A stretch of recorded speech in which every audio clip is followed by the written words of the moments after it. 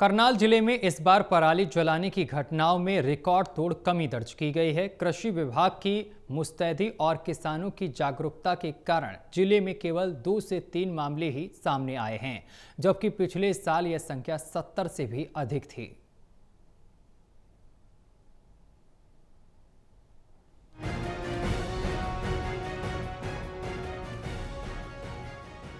करनाल जिले में इस बार पराली जलाने की घटनाओं में रिकॉर्ड तोड़ कमी दर्ज की गई। कृषि विभाग की मुस्तैदी और किसानों की जागरूकता के कारण जिले में केवल 2 से 3 मामले ही सामने आए, जबकि पिछले साल ये संख्या 70 से अधिक थी। फसल अवशेष प्रबंधन को अपनाकर किसानों ने पर्यावरण संरक्षण के साथ साथ प्रति एकड़ 3 से 4 हजार रुपए की अतिरिक्त आमदनी भी हासिल की।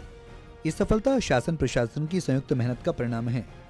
कृषि विभाग के आंकड़ों के मुताबिक अब तक करनाल जिले में लगभग 80% फसल कटाई और 70% फसल अवशेष प्रबंधन का कार्य पूरा हो चुका है। पराली जलाने के मामले इस बार बेहद कम हुए हैं। ये किसानों की बढ़ती जागरूकता और विभाग की सतत कोशिशों का नतीजा है। पराली जलाने पर रोक लगाने के लिए जिले में 350 से अधिक टीमों का गठन किया गया, जिनमें 750 अधिकारी कर्मचारी शामिल थे। ये टीमें गांव-गांव जाकर किसानों को जागरूक करने के साथ ही अवैध पराली जलाने से रोकने में लगी रहीं। इस अभियान से सकारात्मक परिणाम सामने आए हैं।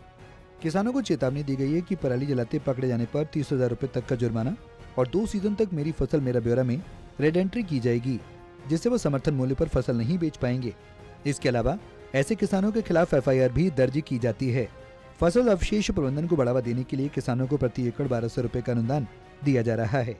इस बार करनाल में 5.5 लाख मीट्रिक टन फसल अवशेष गांठें बनाई गयी, जिन्हें औद्योगिक इकाइयों को 1718 रुपए प्रति टन के हिसाब से बेचा गया। इससे किसानों को प्रति एकड़ 3 से 4 हजार रुपए तक अतिरिक्त लाभ हुआ है। मेरा सभी किसान भाइयों से अनुरोध है कि वो फसल अवशेष पराली की फसल अवशेष का प्रबंधन करें, आग न लगाएं। इसमें अगर कोई किसान चाहे वो ex situ, in situ या फोल्डर के माध्यम से पराली का प्रबंध करता है, तो उसको 1200 रुपए प्रति एकड़ का अनुदान भी विभाग द्वारा दिया जा रहा है। जी, हमारा जो लक्ष्य था 5.5 lakh MT ex situ slum management के तहत, इसमें किसानों द्वारा बेल्स बनाएगी, गांठें बनाएगी और ये गांठें जो है विभिन्न इंडस्ट्रीज को, जो चाहे वो सॉल्वेंट इंडस्ट्री है या इथेनॉल इंडस्ट्री है या दूसरे जो इंडस्ट्री है वहाँ यूज होती है।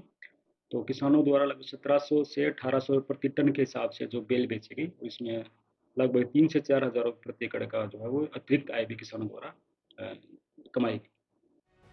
करनाल जिले में पराली जलाने की घटनाओं में आई कमी से न सिर्फ पर्यावरण को राहत मिली है, बल्कि किसानों की आर्थिक स्थिति भी मजबूत हुई है। कृषि विभाग की लगातार मेहनत और किसानों की बढ़ती जागरूकता से ये सफलता संभव हो पाई है।